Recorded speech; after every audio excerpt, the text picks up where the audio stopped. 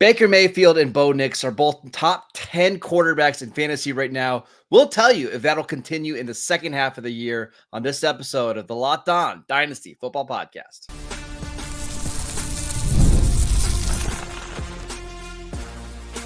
You are Locked On Dynasty Football, part of the Locked On Podcast Network. Your team every day. Here are your hosts, Marcus Mosher and Kate Madjuk. Welcome back to the Locked On Dynasty Football Podcast, part of the Locked On Podcast Network, your team every day. We'd like to thank you for making us your first listen of the day. This episode is brought to you by FanDuel. You can start the season with a big return on FanDuel. New customers can place a $5 bet, and you'll get started with $150 in bonus bets if your first $5 bet wins. Just visit FanDuel.com to get started. Welcome back. I am your host, Marcus Mosher. You can follow me on Twitter at Marcus_Mosher. Joining me today, as always, is Kate Madjuk. You can follow her on Twitter at Kate Madjuk. And it's a Wednesday show, so of course that means Matt Williamson is here. Give him a follow on Twitter at WilliamsonNFL. On today's show, we're going to do some buy or sell players that are currently inside the top 10 of their respective positions in scoring. And Matt, let's start with Baker Mayfield, who right now, believe it or not, QB2 in fantasy leagues this year, just behind Lamar Jackson, ahead of Jaden Daniels. Are you buying him? No. I think he's turned the corner in his career and is now a legit above average NFL starting quarterback and was paid accordingly and is a good player. I also think he's very aggressive and very volatile, which can work to our advantage as a downfield passer, and he'll run a fair amount, even though he's not a great athlete. But we all know he just lost two excellent receivers, and who knows when either will be back and one won't. And Godwin might not even be back next year, who's a free agent after the season. And, you know, they could draft someone, and Jalen McMillan looks fine enough, but the offensive line's getting better. They're running the ball better. And frankly, I just don't think his upside, I think he's exceeding his upside. I know that sounds crazy because he's doing what he's doing, but I do not see him as a top 10 type of producer year in and year out at all. Kate, what do you think? I mean, yeah, like I think the whole point that we're looking at here for Baker Mayfield is that he's due for some negative regression in a huge, huge way, right? Like he's producing touchdowns at a 7.4% clip. His previous career high before this year was 5.6%. That was back in his rookie season. Remember? 3,700 passing yards, 27 touchdowns.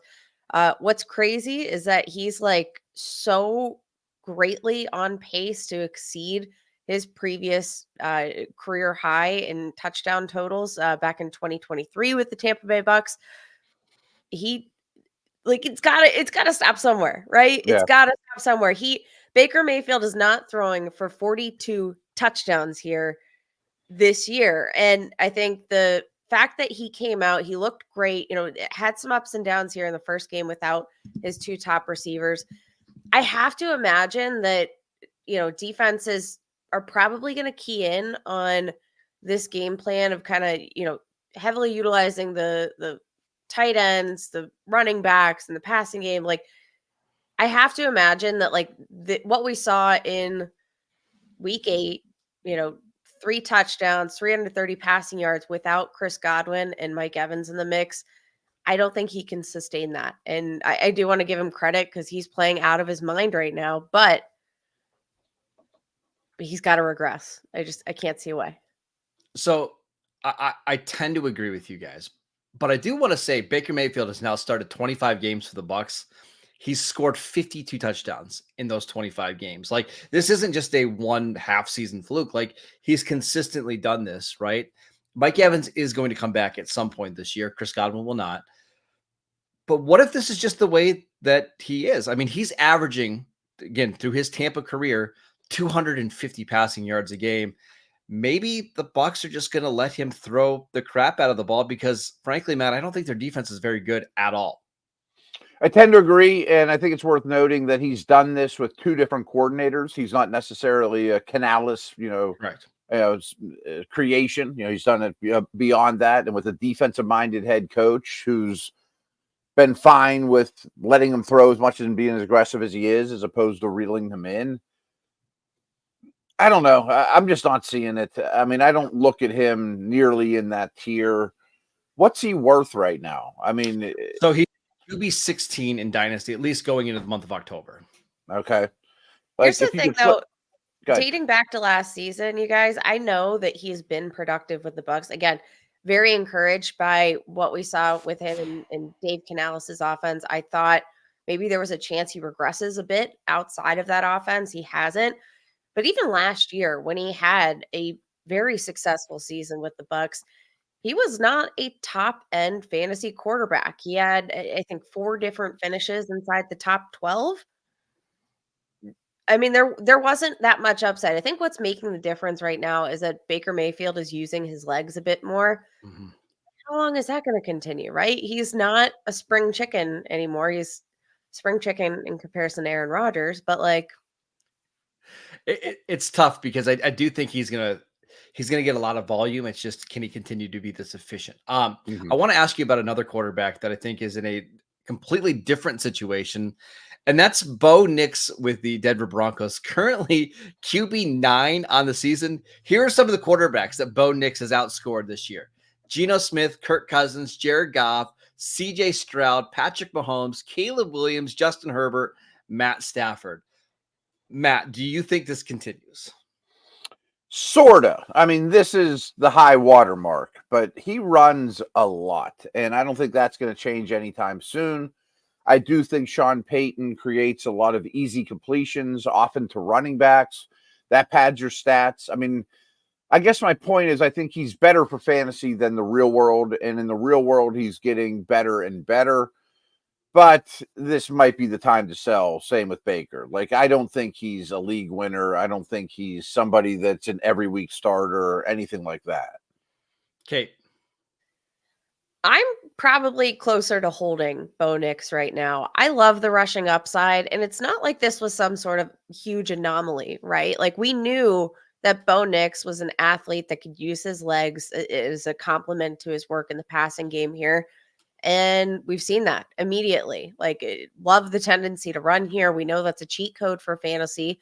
And I just don't think you're probably going to get great value back. I think he's probably more value to you, maybe the player that drafted him late in your super flex draft, etc., than he is on the trade market. Because I just don't think many people are buying into Bo Nix as the NFL quarterback. Maybe he's valuable in fantasy right now. I don't know that the perception is there that you're going to get a high return from him. So I'm comfortable kind of holding him and just enjoying some of this rushing production. I think, again, we've seen some progression week over week from him. And like, let's be real, this is, Bo Nix without many weapons in the receiving game. I mean, he's not playing with much there. And I think, let's say they throw in, a bona fide wide receiver 1 into the mix here in the year to come. Like, that might raise his floors or his ceiling as a passer. And the floor from a rushing perspective is pretty high. That's what I was going to say. Like, their first round pick could be a receiver, or they could sign T. Higgins, but they'd probably lose Cortland Sutton. But I bet their receiver group is better next year than this year. I will say, if you decide to sell Bo Nix, I would wait until after this week. The Broncos play Baltimore, and Baltimore can't stop anybody in the passing game. So It feels like this could be another high volume game for Bo Nix. Man, I do want to ask you about a couple trades here, because we've had a lot of movement with Bo Nix. There was a straight up trade a couple days ago, Bo Nix for Justin Herbert, that I find fascinating. I would take Herbert. I think Herbert's just a phenomenal football player that looks better and better every week that I watch him. But is he a better fantasy asset? I know. I agree with you. I agree with you. Herbert is obviously he's a better football player. I just think in 5 years, I know Herbert's going to be a starter, and I don't know Bo Nix is. And, maybe Harbaugh is going to reel him in a little bit, but I think that they will add a receiver probably in the offseason as well. He seems to trust Herbert more and more. The only reason he would ever take that job is because of Herbert. I mean, I'm taking Herbert. Okay, I want to ask you about a trade that went down with Bo Nix yesterday.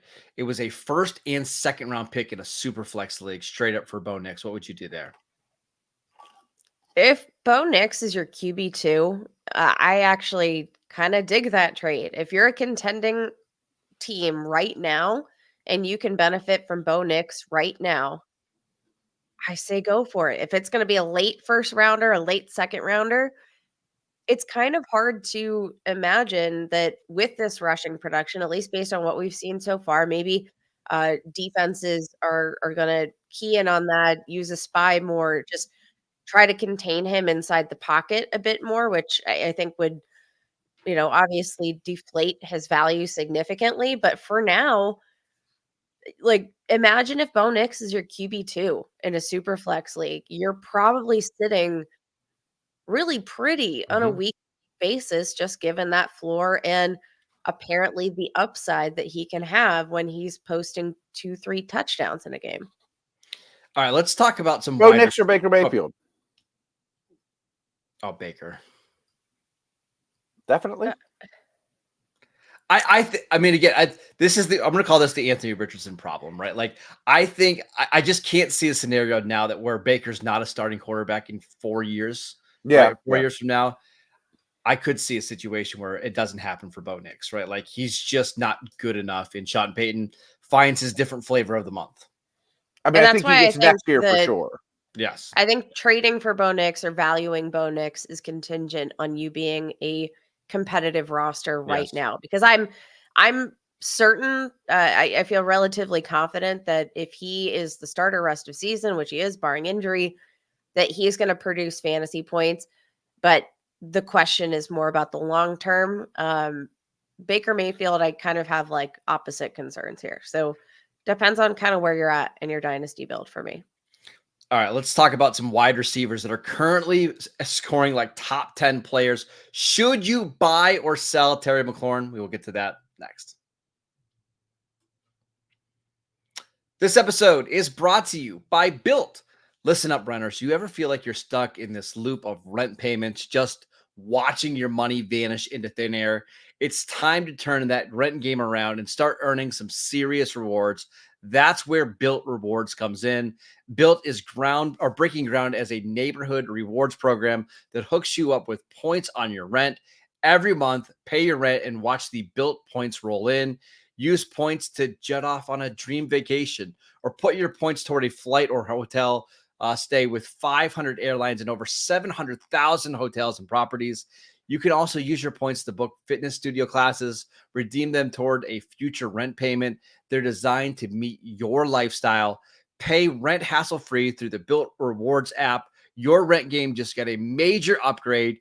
Bilt points have been consistently ranked as the highest value point currency by the Points Guy in Bankrate. Earn points by paying rent right now and go to joinbilt.com/LockedOnNFL. That is joinbilt.com/LockedOnNFL. Make sure to use our URL so you can know that we sent you. Join built.com/LockedOnNFL to start earning reward points today with your rent payments. Welcome back to the Locked On Dynasty Football Podcast. We'd like to thank you for making us your first listen of the day. We are breaking down some players that are currently scoring like top 10 players at their positions and discussing whether you should buy or sell them. Matt, let's go to Terry McLaurin of the Washington Commanders.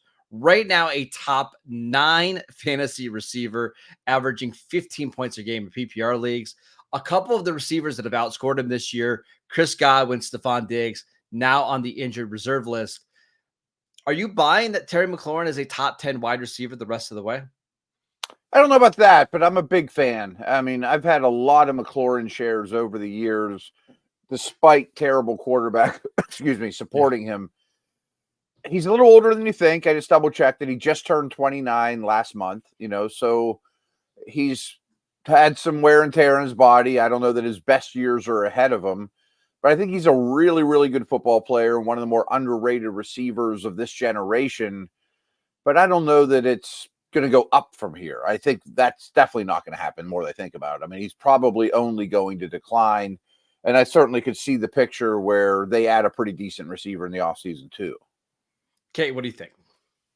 I'm not buying into him. Like, I'm not ranking him as a top 10 dynasty wide receiver, but I do think right now, at least in the latest batch of dynasty ADP, wide receiver 37 on average in dynasty startup drafts, there are some interesting names going ahead of him. Like, I know there are some question marks about like, what is this, Washington offense going to look like if they do add another elite wide receiver? But here's the thing, like, we already knew Terry McLaurin was a very good wide receiver. And the problem here was getting him catchable targets in an offense that functions. And this is an offensive ecosystem that is absolutely playing into the skill sets of Terry McLaurin, Jaden Daniels. Like, this is going to be a pairing that I think is very valuable in the time to come. And I mean, again, the names ahead of him, Jamison Williams, who another kind of hiccup in the legal front. Like, I would much rather have a 29-year-old Terry McLaurin tied to a very talented quarterback here than I would deal with the headache, despite the upside of a Jamison Williams. Um, I understand the age concerns. We know that wide receivers don't age quite as poorly as, some of like the running backs in particular, but I still think the best part of his career is ahead of him with Jaden Daniels under center. So, Matt, what kind of price would you be willing to pay on Terry McLaurin right now? Would you pay top 25 prices on McLaurin, or is that too rich? I feel like a future first is too much and a future second is not enough. Okay, let me give you some player. Because I agree with you. Would you trade Xavier Worthy for Terry McLaurin? Yeah, I mean, especially if I'm in it, of course. I mean, I'm losing a little faith in Worthy. I mean, he just struggles with press man coverage, and he may never get that down. So I would much rather have McLaurin. Kate, I'd rather McLaurin than Jamison Williams too, by the way. Yeah, and Kate, I'm assuming that you would rather have McLaurin than Worthy, correct? Yeah, I'll take McLaurin. Okay. All right, let's keep going up the ranks. How about Jalen Waddle, Matt? Waddle. I think he's at an all-time low right now. Kate.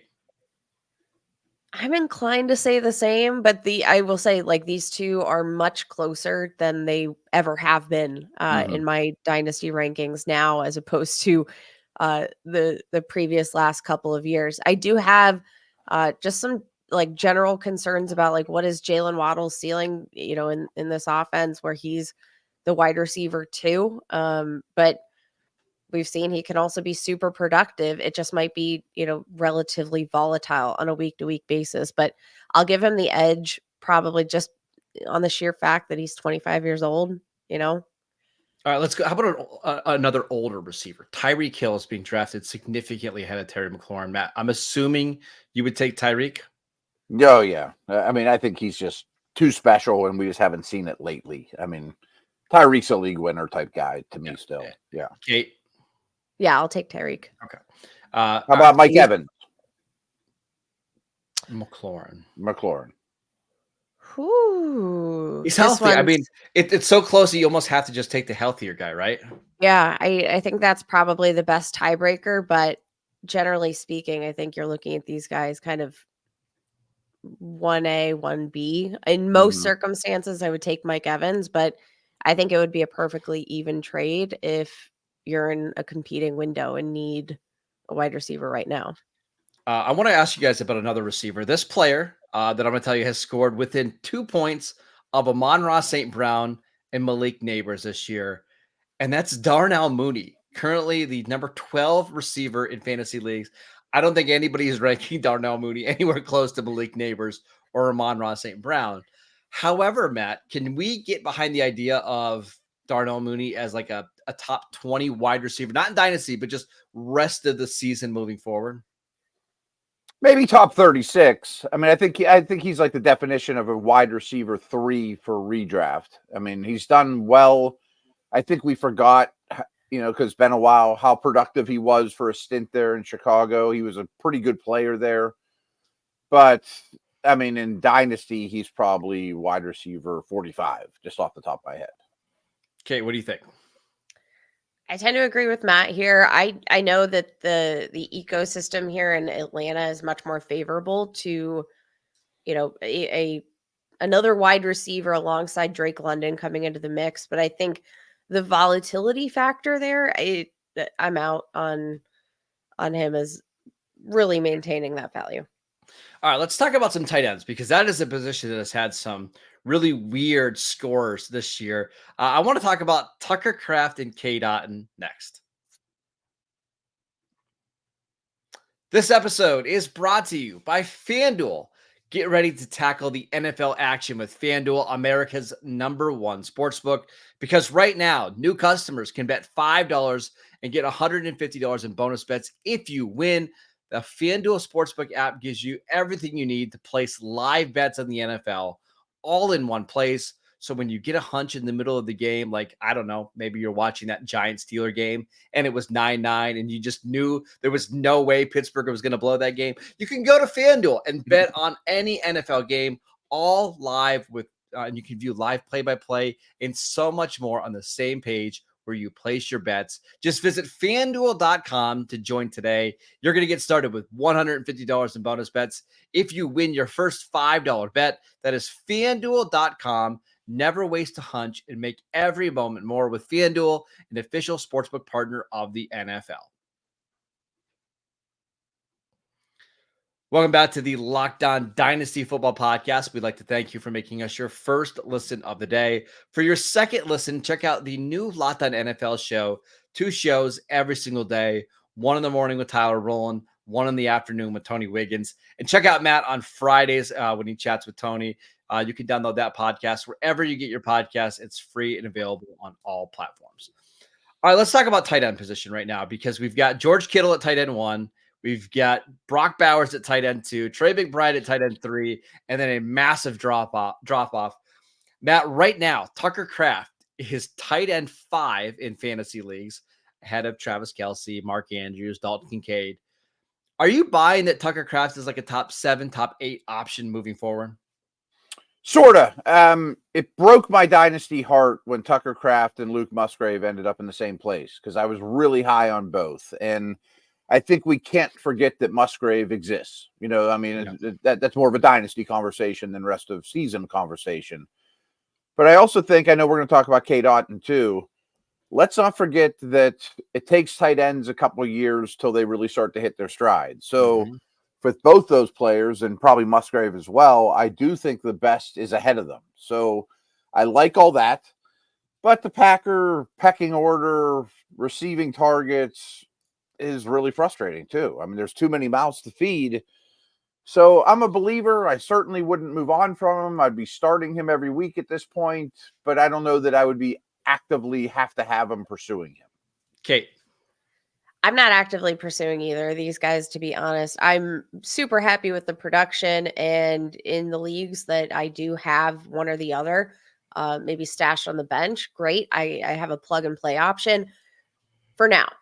Am I buying into this long term?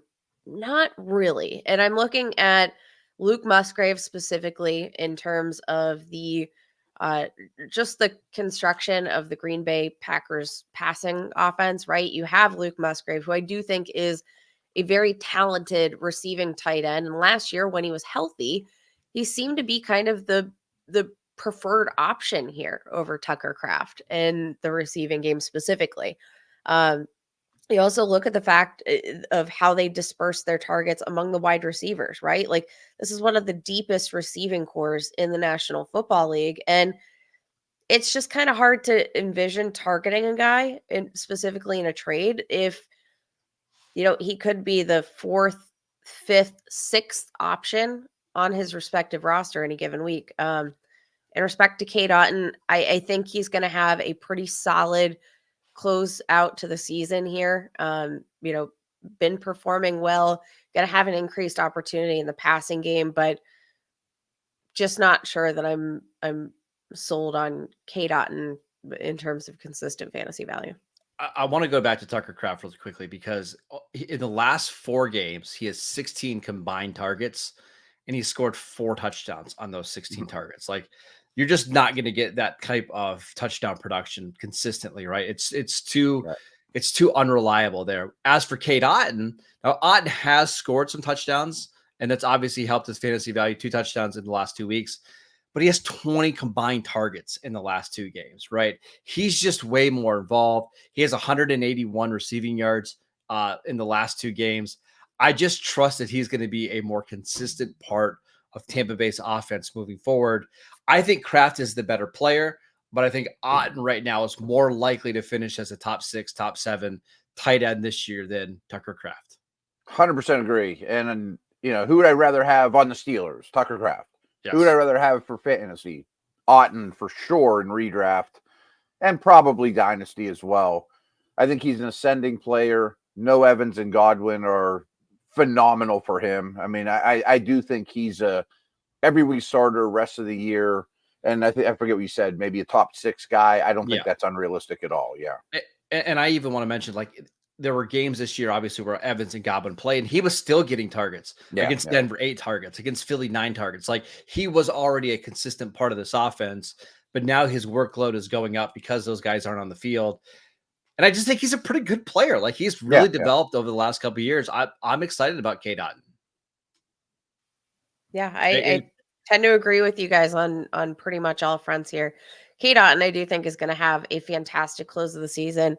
And I think he's really going to be a plug and play option. I just think Tucker Kraft, the volatility there in that offense, once you get Luke Musgrave, I hope we see Luke Musgrave involved because I love both of those tight ends so much. But again, when you have that much talent jam packed into one offense with one quarterback, like, there's only so much to go around. And I do think that they just continue to be so fluid with the passing game and the way that they're constructing that pass attack that, like, starting Tucker Kraft at tight end is like a box of chocolates. You never know what you're going to get. There you go. We're going to end on a Forrest Gump impression because that's really well done. All right. That is it for today's show. Yeah. That's messy. That is it for today's show. We want to thank you for making us your first listen of the day. Make Locked On NFL your second listen. Go download the podcast wherever you get your podcast. You can follow the show on Twitter at Locked On Dynasty. You can follow Matt at Williamson NFL. Follow Kate at Kate Majuk. I'm at Marcus _Mosher, and we will see you right back here tomorrow.